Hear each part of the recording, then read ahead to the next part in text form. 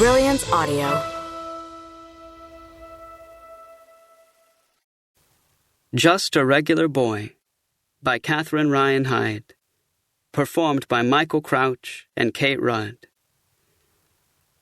Remy Blake was 5 years old when his father drove him away from Pocatello for the last time. Remy didn't deep down believe it really was for the last time. That seemed impossible. Still, it made him nervous that his father kept saying so.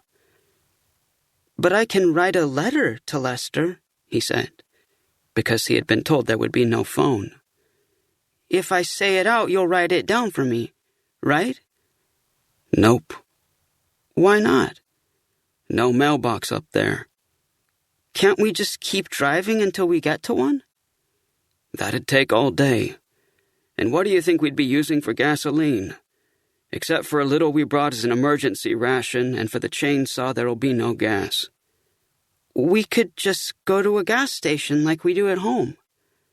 "This is our home now, son, and there are no gas stations."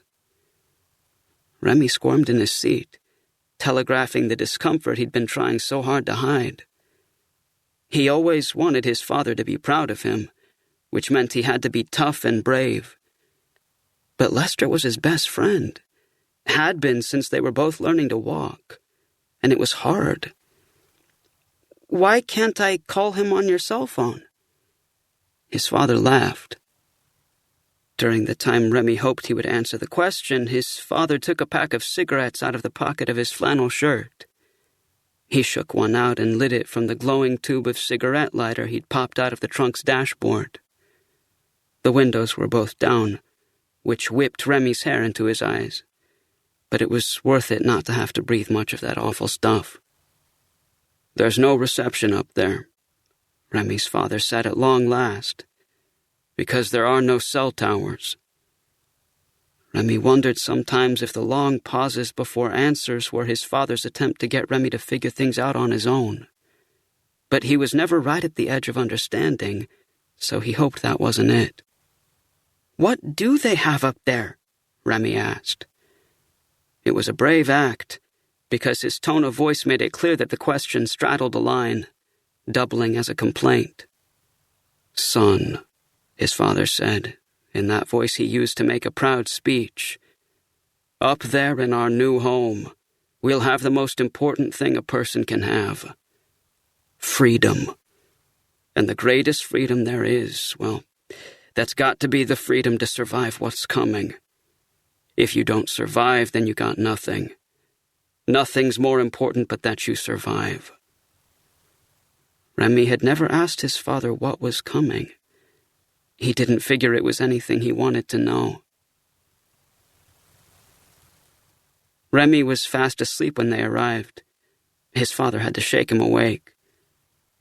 He hoped to be carried to bed in a fireman's carry, as his father sometimes had done.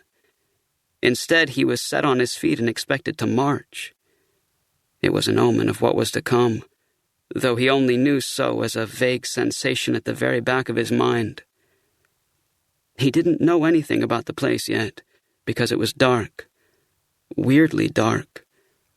In fact, it was a dark Remy had never seen before. Never imagined. There was no moon that night, or it was down. Remy didn't know which.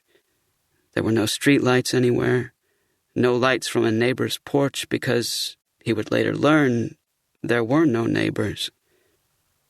He would have expected his father to carry a lantern or flashlight.